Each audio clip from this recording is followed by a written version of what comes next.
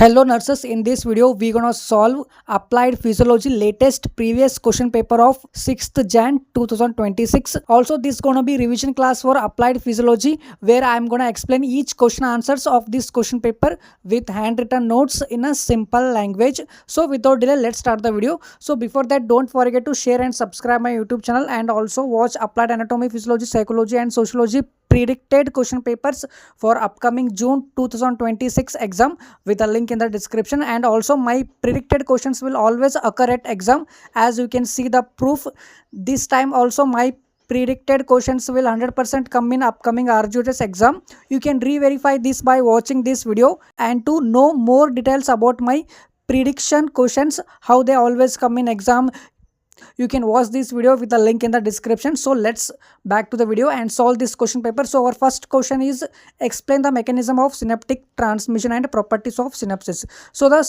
So the synaptic transmission means transmission of impulses, action potential and information and message from one neuron to another neuron is called synaptic transmission. And that synapse means a junction between two neurons or between a neuron and an effector organ such as a muscle or gland. Through synapses, nerve impulses are transmitted from one neuron to another neuron. So now we have diagram here. So the synapses consist of presynaptic membrane, which is impulse sending neuron, and second one the synaptic cleft, which is a excite gap between two neurons, and third one postsynaptic membrane, it is a part of impulse receiving neuron. Here we have flowchart of impulse transmission.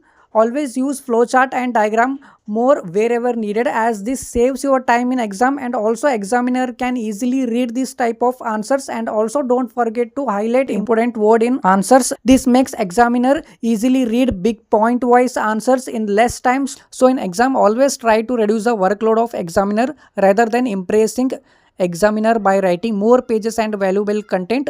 Impress them by reducing their workload in paper correction by writing neat, organized and a lot of flowchart and diagrams. That's it. So after flowchart, if time is remaining and want to fill the more pages, you can explain the flowchart answer into point-wise answers with detailed explanation in synaptic transmission. So first steps in synaptic transmission starts when one neuron receives signal and generate action potentials. For example, you mistakenly touched the hot surface. The nerve endings in your hand senses the information that touched surface is hot and sends this message through impulse and action potential to brain through number of neurons in between them. So the transmission of impulses from one last neuron of your hand to the first nerve of brain takes this much steps, in which firstly the nerve senses information and messages and produces action potential in dendrites and sends to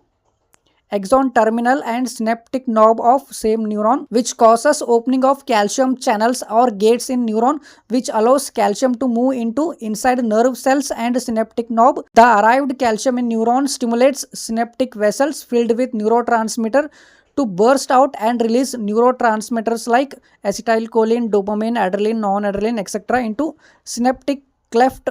From there, neurotransmitter goes and bind to its specific receptors present on postsynaptic membrane of another neuron's dendrites. That causes opening of specific ion channels or gates in another neuron, and thus it may be signal of further transmission of impulse and action potential to another next neuron, or to stop the transmission of impulses. Through this process, the same action potential and impulse are transmitted from one neuron to another neuron. As the same, this will be continue and spread to all nerves of the brain until stop signal arrives.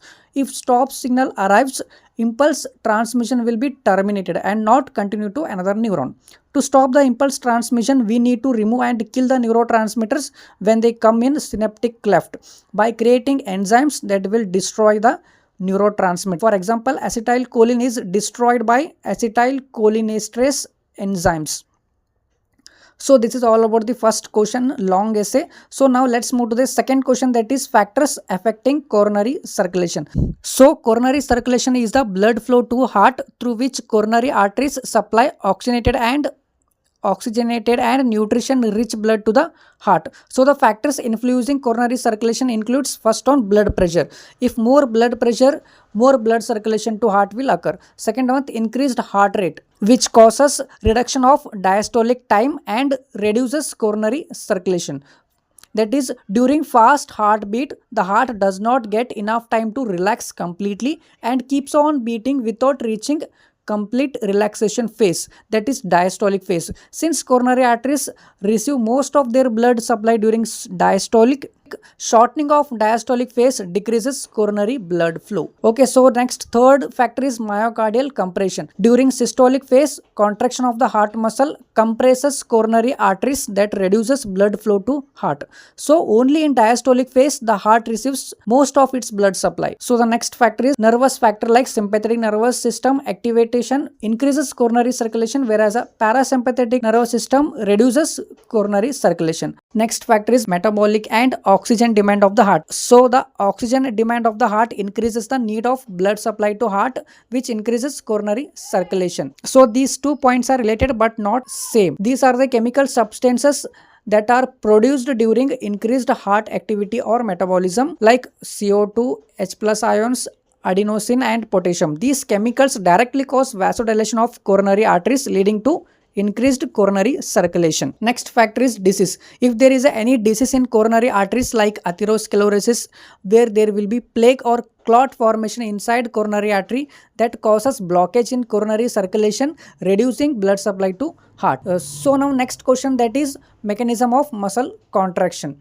which involves these much steps, including first one, arrival of nerve impulse as a same of neuromuscular junction. So to understand this, you must know about the neuromuscular junction. So the first step includes arrival of nerve impulse. For example, when you decide to move your hand, your brain sends signal and impulse to deltoid muscle of hand. With response to it, deltoid muscle contracts and moves your hand. So the first step is arrival of nerve impulse to move and contract muscle. Nerve impulses from brain travel to axon terminal that blast synaptic vessels, releasing neurotransmitters like acetylcholine, which are responsible for muscle contraction. So released acetylcholine binds to its receptors present on postsynaptic membrane. This time postsynaptic membrane will be muscle, because muscle contraction involves synaptic transmission between neuron and muscles. Okay, in the next step, acetylcholine, a neurotransmitter, bind to receptors of muscle, transforming action potential and impulses from neuron to muscle. The arrived action potential and impulse in muscle travels deep inside muscles through T tubules, stimulating sacroplasmic reticulum, which is the endoplasmic reticulum of muscle cell. The stimulated sacroplasmic reticulum releases calcium ions, which will bind to troponin protein present on actin filament. This causes tropomyosin, which was covered the active site of actin, to be open or exposed for binding. With response to this, the hydrolyzed ATP molecules present on myosin head gives energy to myosin head to automatically get attached to exposed and opened active site of actin and pull the entire actin filament inward towards the center of sarcomere, as you can see in the image. This sliding of filament shortens the sarcomere, a functional unit of muscle, causing whole muscle shortened, which we call muscle contraction. If it was deltoid muscle, this contraction helps in hand movements. If it was a uterus, that expel the baby out of the body. If it was a cardiac muscle, blood is pumped out of heart to whole body. This sliding of filaments shortens the sarcomere, a functional unit of muscle, causing whole muscle shortened, which we call muscle contraction. Okay, so now you understood. I think the video is becoming so long. I hope all other questions and MCQ answers you will discuss yourself with provided handwritten notes. So continue reading answers by yourself. So those all are easy. Don't forget to watch RGUHS Physiology 2026 important questions with a link in the description, and also don't forget to watch the all other subjects RGUHS solved question papers of 2026 with the link in the description.